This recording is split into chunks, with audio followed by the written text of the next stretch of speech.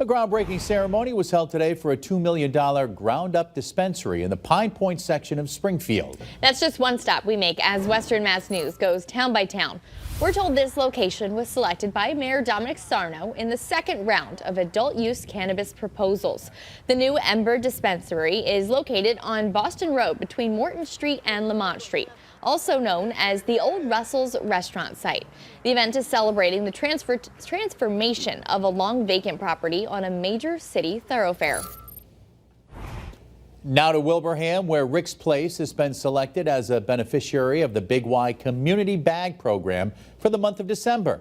The reusable bag initiative launched back in January 2019.